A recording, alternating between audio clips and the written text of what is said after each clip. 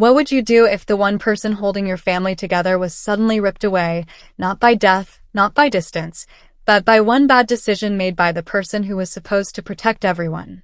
That's where this story begins. Not with a dramatic accident or a shocking headline. It begins with a slammed door, a man too proud to admit he was wrong, and two little girls who decided, quietly, bravely, in the dark with a flashlight, that if the adults in their lives wouldn't fix things, they would. Let me take you back to the moment it all fell apart. The man at the center of this story had everything money could build. A mansion with marble floors, chandeliers that caught the light just right, a garden so manicured it looked like a painting. He was the kind of rich that makes regular people feel like they're in a movie when they walk through your front door. But wealth has a funny way of hiding the cracks, and this man, Grant, had more cracks than he was willing to admit. He was still raw with grief, still carrying something heavy that he hadn't fully put down. And grief, when it goes untreated, has a way of turning into something uglier. It turns into suspicion, into anger, into the kind of pride that makes a man destroy something beautiful and call it protecting himself. The woman he fired that day, Maya, wasn't just an employee. She had been, for 2 years, the steady heartbeat of that household. She was the one who knew how to do the voices in the bedtime stories. The one who noticed when the younger girl, Emma, was about to cry before Emma even knew it herself. The one who turned a cold, expensive house into something that actually felt like a home. Maya was out back with the girls when it happened. The sun was warm, the grass was soft, and Lily and Emma were building a sandcastle in the garden, the kind that leans a little to one side but feels like a masterpiece anyway. Maya was kneeling beside them, brushing sand from her palms, laughing at something Emma said, when the back door opened with a force that made the air shift. You could feel the tension before Grant even reached them. His footsteps were too heavy. His jaw was too tight. His eyes had that look, the one that said he'd already decided something and was just showing up to deliver the verdict. The girls went still instantly. Kids always know. They read the room before adults even know there's a room to read. Emma grabbed Maya's arm without thinking, her little fingers curling around it like a life jacket. "Daddy sounds mad," she whispered. Maya stood slowly. She stepped forward, putting herself between Grant and the children. Not dramatically, not with any big declaration. Just quietly, the way someone does when protecting people is just second nature to them. "Sir, please lower your voice," she said. "They can hear you." Grant didn't lower anything. He accused her of talking out of turn, of filling the girls' heads with things they shouldn't know. His 8-year-old Lily had started asking questions about money, adult questions, specific questions. And in his grief-clouded mind, that could only mean one thing. Someone had been talking. He was wrong. But he didn't know that yet. Lily, who had inherited what seemed like a lifetime's worth of composure in her 8 short years, stepped forward with her chin up. Her voice shook just a little, but she said it. "We asked Dad. Because you're never here." Silence. The kind of silence that presses down on you. Grant's expression flickered. For a split second, just one, something cracked behind his eyes. But then pride took over. Pride always talks the loudest when you're most wrong. "Pack your things," he said to Maya. 1 hour. "And don't contact my daughters again." Emma started sobbing immediately, reaching for Maya with both arms. Lily wiped her own tears with the back of her hand, fast, like she was embarrassed by them, and stared up at her father with an expression no child should ever have to wear. There was grief in it, and disappointment, and something older than her years. "If she leaves," Lily said, voice cracking, "we're leaving too." The mansion didn't feel like a mansion in that moment. It felt like a hollow shell. A place where someone had made a choice that couldn't easily be unmade. And his own daughters, 8 years old and 5 years old, were already trying to correct it. The next morning was one of those mornings where everything looks the same but nothing feels the same. The floors were still polished. The flowers by the window were fresh. Sunlight moved through the tall windows at exactly the same angle it always had. But the sound of the house was different. No laughter carrying down the hallway. No little feet padding fast across tile to get to the kitchen first. No Maya humming something quietly while she helped with breakfast. Just this thick, suffocating quiet that sat over everything like a fog. Grant tried at breakfast. He said good morning with a smile that cost him more than he expected. Lily looked through him. Not with anger, worse than anger. With indifference. Like he was a stranger who happened to own the furniture. Emma sat across from her, still in her pajamas, not eating, just pushing cereal slowly around her bowl. In her other hand, she held a little pearl necklace Maya had given her for dress-up. She hadn't let go of it since the day before. Marjorie, the housekeeper who had been with the family long enough to speak honestly, set a plate down and then paused. She lowered her voice. "They're not eating, sir. Emma keeps asking for the bedtime story. I tried reading it, but she says it doesn't sound right." She let that sit for a second. Apparently Maya did all the voices. Grant snapped his newspaper shut. He wanted the anger to feel satisfying. It didn't. It just crumbled somewhere inside him and left dust. "They'll adjust," he said, not quite convincingly. "Children are resilient." Marjorie didn't blink. "With respect," she said, "they've already lost too much." Then Emma's crying started upstairs. By the time Grant got there, the pearl necklace had snapped, beads scattered all over the rug, tiny and white like little tears. Emma was on her knees trying to gather them, her whole body shaking. "Daddy, fix it," she wailed. "I'll buy you a new one," he said, reaching for his wallet, the reflex of a man who has used money to solve things for so long he's forgotten there are things money can't touch. Emma shoved his hands away. "Hard for a 5-year-old. I don't want new. I want Maya. I want her to come back and fix this one." Lily appeared in the doorway. She didn't yell. She didn't throw a fit. She just stood there and said, calmly as a judge reading a verdict, "I'm not angry at you, Dad. I'm disappointed. And if you've ever had someone you love say those exact words to you, you know how that lands. Anger bounces off you. Disappointment goes all the way through." That night, when the house finally went quiet, Lily didn't sleep like a normal 8-year-old. She sat up in bed with a small flashlight tucked under her chin, her little jaw set like a soldier's. From under her pillow, she pulled out a pink notebook, the one Maya had given her for big thoughts. She opened it to a fresh page and, in careful block letters at the top, she wrote 3 words: "Plan to find Maya." Across the room, Emma's voice came out small and shaky from the dark. "Lily, do you think she misses us?" Lily clicked the flashlight off. In the dark, she crossed to her sister's bed and climbed in beside her, and held her while she thought about how to answer honestly without making things worse. "Of course she misses us. She loves us. Then why isn't she here?" "Because Dad won't let her." There was a long pause. Emma's breathing was uneven. "Then, can we go get her?" Lily's heart did something complicated in her chest. This wasn't a game anymore. This wasn't pretend adventure. This was real streets, real buses, real consequences. But the thought of Maya somewhere out there, alone, hurt, thinking they'd forgotten her, turned Lily's fear into something harder. Something braver. "Yes," she whispered.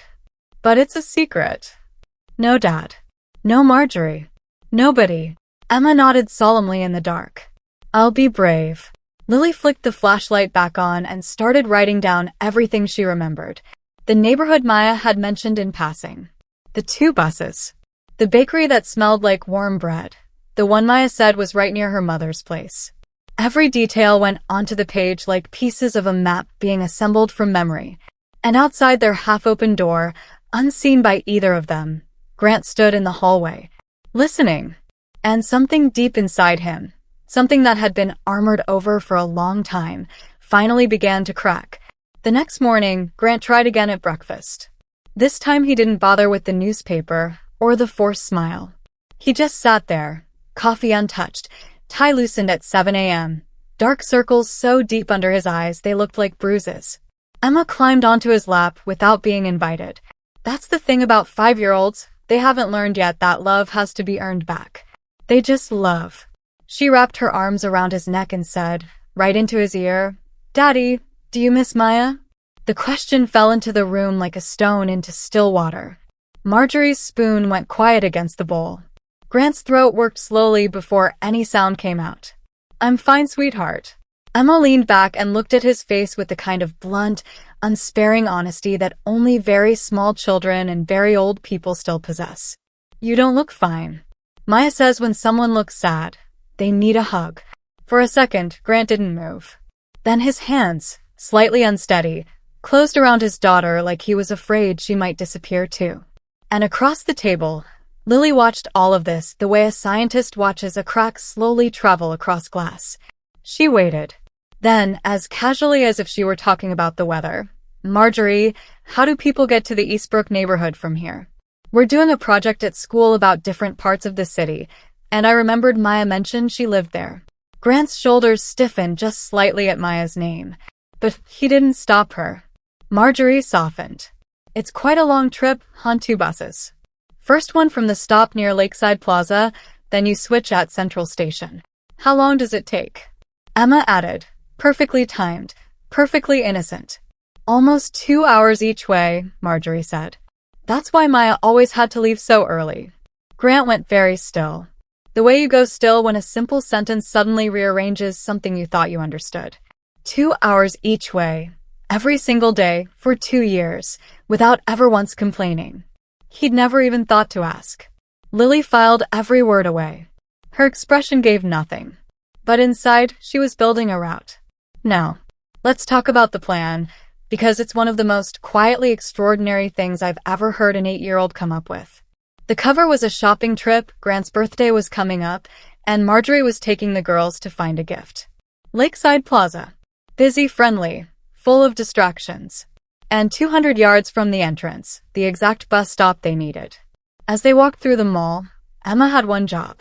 The moment Marjorie slowed down near anything shiny, a jewelry display, a window with soft lighting, Emma would deploy the weapon. "Puppies. Marjorie, can we please see the puppies? Please, please, please." And just like that, Marjorie turned toward the pet store. Adults are so predictable around puppies. Lily moved. Not running, that would attract attention. Just walking with real purpose, heart hammering hard enough to feel it in her teeth. She pushed through the mall doors, hit the warm outside air, spotted the bus shelter, and walked up to an older man reading a newspaper. "Excuse me, sir. Do you know the fare to Eastbrook?" He lowered his paper and squinted at her. "That's a long ride for a kid." "My mom's inside," she said. "We're visiting my grandma soon." The lie came out smooth. It cost her something. She could feel it, but she paid it. 2 buses, he said. First one's $8 to Central Station. Second is $12 to Eastbrook. About 2 hours total. Lily repeated it in her head like a prayer. 8, 12, 2 hours. She nodded, thanked him, and turned back toward the mall. As she walked away, the man called after her, quieter this time. "Be careful out there, sweetheart." She didn't answer. She just kept walking. Because the plan wasn't a dream anymore. It was a route. It was real. And Sunday was 2 days away. When they got home, Grant was in the backyard. Not working. Not on his phone. Just sitting on the old iron bench, staring at the sandcastle the girls had built with Maya, the one that had never been cleaned up. The little flag Maya made from a toothpick and a scrap of ribbon was still standing, tilting slightly in the breeze. Emma ran to him first, the way she always did. She held out the gift bag, a navy tie, carefully chosen. Grant unwrapped it with slow hands, and when he saw it, something moved across his face that he couldn't quite control. "Lily said it matches your eyes when you're sad," Emma offered helpfully. Grant blinked hard. "My eyes look sad?" Lily sat beside him on the bench, close enough to notice the 3 days of no sleep written into his face, close enough to see the guilt sitting just under the surface, like something he'd swallowed but couldn't digest. "Dad, do you miss Maya?" He looked at the sandcastle for a long time, at the little note they'd carved, at the toothpick flag. Then quietly, barely loud enough to hear, "Yes, I miss her." "Then why haven't you brought her back?" He let out a slow breath. "Because sometimes adults make mistakes so big, they don't know how to begin fixing them." Lily leaned in just slightly. "Maya told us that the bravest thing a person can ever do is say I'm sorry. Do you think she'd forgive me?" he asked. And it wasn't a rhetorical question. It came from somewhere real, somewhere that hadn't been exposed in a while. Emma answered without missing a beat. "She forgives everybody. That's just who she is." Grant exhaled, shaky, unsteady, like a man stepping off a ledge. Then he nodded. One single nod, but firm. Okay, he said. I'm going to find her. I'm going to make this right. The girls exchanged a glance, small, quick, barely visible. To anyone else, it would have looked like nothing. But between the two of them, it said everything. He might find her. Eventually. After he thinks about it. After he works up to it. After he does whatever it is adults do when they know what's right but still can't quite move. But Maya was hurting right now. That night, when the hallway lights clicked off and the house settled into its quiet, Lily waited until she was sure. Then she pulled out the pink notebook again. Adults move slow, she murmured. They think and then they get scared. Emma hugged her stuffed bunny. But Maya's sad right now. Like, today sad. I know. Lily's throat tightened, but her voice stayed steady. And if Dad waits too long, she might stop believing we still want her. Emma looked at her in the dark. So we do it? We do it. She wrote it out like a military operation. Marjorie, church at 10. Grant, meeting at 11. Window, 1 hour, minimum. They'd pack light. Money in Lily's front pocket. Snacks and a water bottle in Emma's princess backpack. Bus from Lakeside, switch at Central, get off at the bakery. Find Maya. Bring her home. Lily clicked the flashlight off. In the dark, she whispered the last part like a promise to herself as much as to her sister. Tomorrow. We're the brave ones. Sunday came in clear and blue and unsuspecting. Lily was dressed before the sun had finished rising. Emma sat on her bed, quietly reciting her inventory. 3 cookies. 1 water. Bunny. Like a tiny soldier running through her kit before a mission. Downstairs, Marjorie was moving through her church morning routine. Keys, purse, one last look at the kitchen. Girls, I'll be back around noon. Your father's in his meeting. Don't open the door for strangers. Yes, ma'am. They sang in perfect unison. The picture of innocence. The moment Marjorie's car faded down the driveway and disappeared, Lily moved. Fast. Straight to the kitchen drawer where she'd seen emergency cash kept. Her hands were shaking as she counted out $40, just enough for 2 kids, round trip. She tucked it into her pocket, then slid a folded note under the tin. It said, borrowed. We'll pay it back. Lily and Emma. Emma appeared beside her. Is this bad? Lily swallowed. It's borrowed. And it's for something right. She let herself believe that. She needed to. They slipped out through the back garden gate, the same one Maya had walked through with her suitcase, trying not to cry in front of them. The world outside didn't know 2 little girls were breaking every rule they'd ever been given. The street looked ordinary, peaceful even, but they had somewhere to be. The bus stop was louder than Lily expected. Engines. Exhaust. A street vendor shouting. Bodies moving in every direction. And here were these 2 tiny girls standing at the edge of it, dressed neatly, backpack on, looking like they'd taken a very wrong turn from a school field trip. Emma squeezed Lily's hand until it hurt. Are you sure it's the right bus? Line 47, Lily said, eyes on the approaching blue and white bus. Yes. That's it. The doors hissed open. Adults surged forward. Lily held her ground, then stepped up to the driver, a tired-looking man with gray stubble and the eyes of someone who had seen everything. 2 tickets, please. He leaned down and studied them both. Where are your parents? Our grandma's meeting us at Central Station, Lily said. Mom's still inside. It burned coming out. But she held steady. He looked at her for a beat longer than comfortable. Then he took the cash. Sit up front, he said. And don't wander. They sat. The bus lurched forward. And outside the window, the world they knew began to peel away. The wide, clean streets giving way to busier blocks, the polished storefronts fading into neighborhoods that had more life and less shine. Emma pressed her forehead to the glass, taking it all in. Maya does this every day, she said, more to herself than to Lily. Every single day, Lily said quietly. For 2 years. That sat between them for a while. Central Station was chaos. Pure, unfiltered, human chaos. Horns, voices, diesel, vendors, buses groaning in and out like exhausted animals. Emma pressed herself into Lily's side.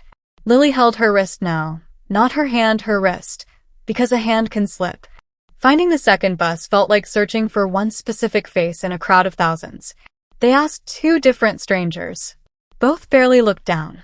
Finally, a woman with grocery bags pointed with her chin. Eastbrook? That one.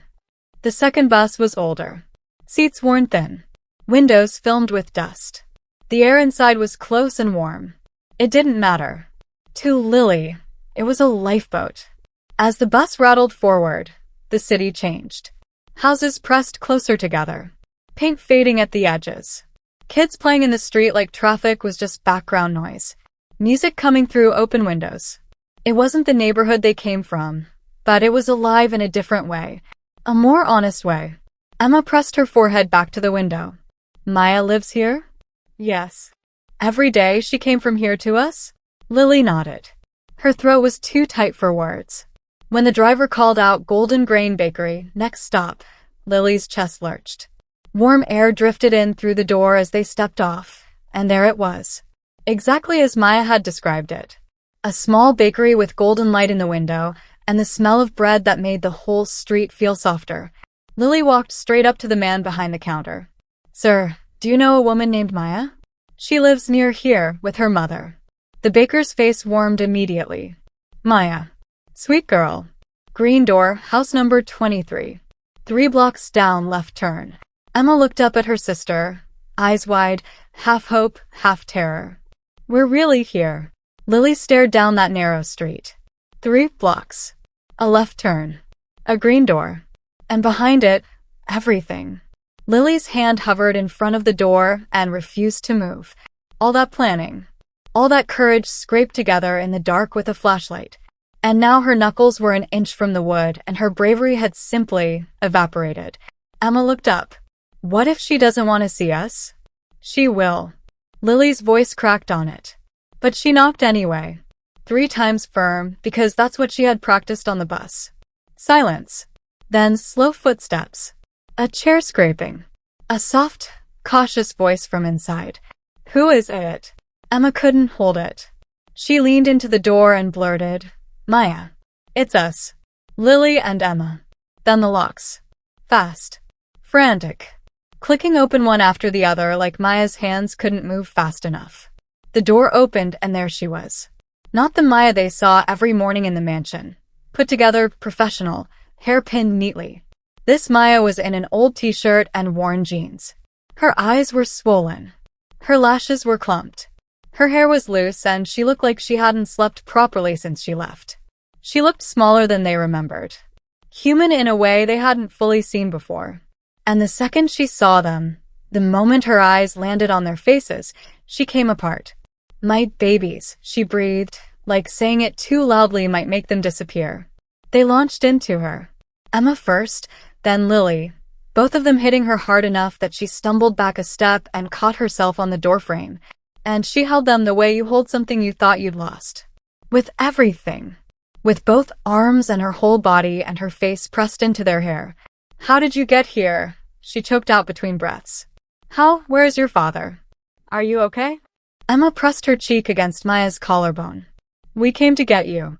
Lily pulled back enough to look her in the face. Because the house isn't a home without you.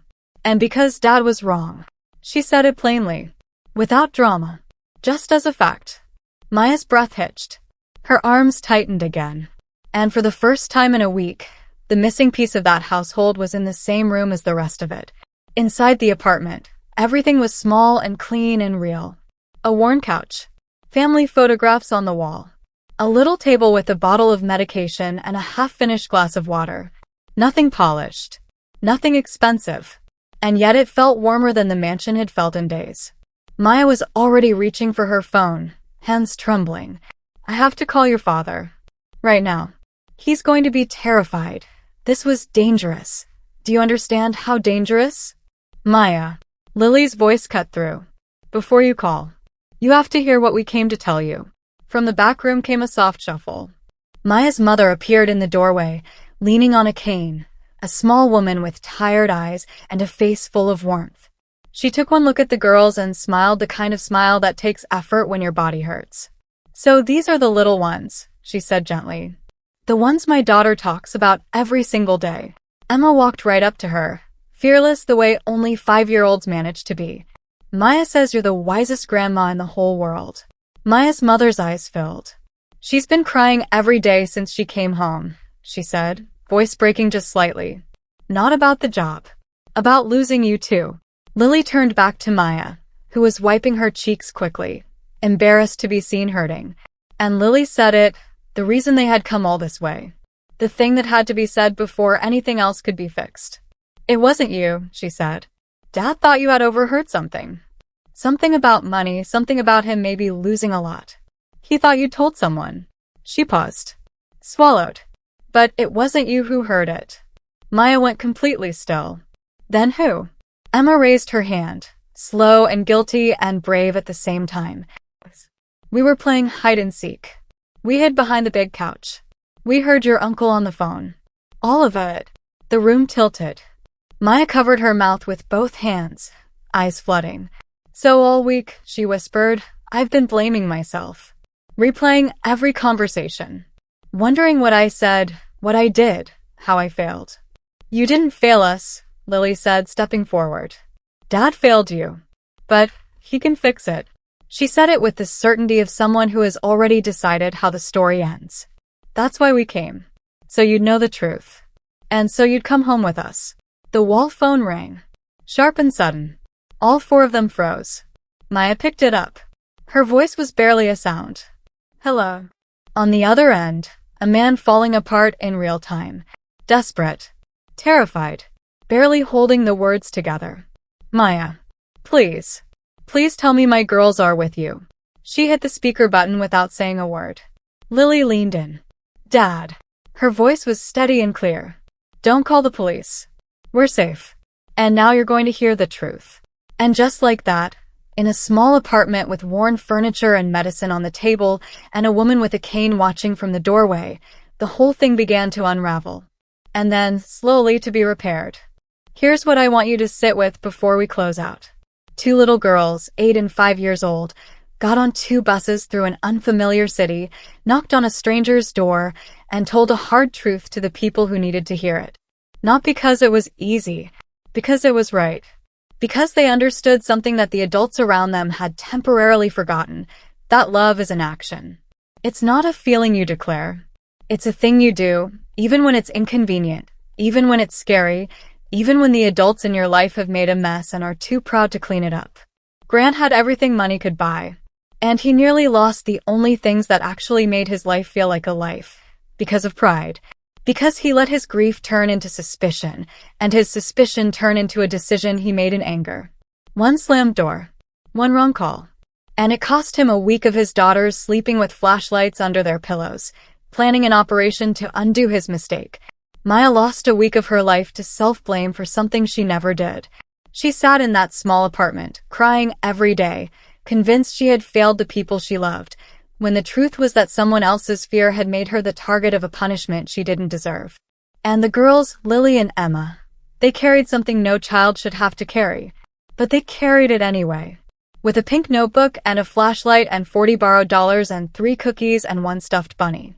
So if there's something this story is asking you, it's this. Who in your life might be sitting in a small apartment right now, thinking they failed you, when the real story is more complicated than that? And what's it going to take to get on the bus? Sometimes the bravest thing isn't a grand gesture. It's just showing up at the right door and saying, I know the truth. And I came to tell you. If this story moved you even a little, share it with someone who needs to hear it today. Stories like this have a way of finding the right people at exactly the right time. And if you want more stories that remind you what actually matters, stick around. There's a lot more where this came from.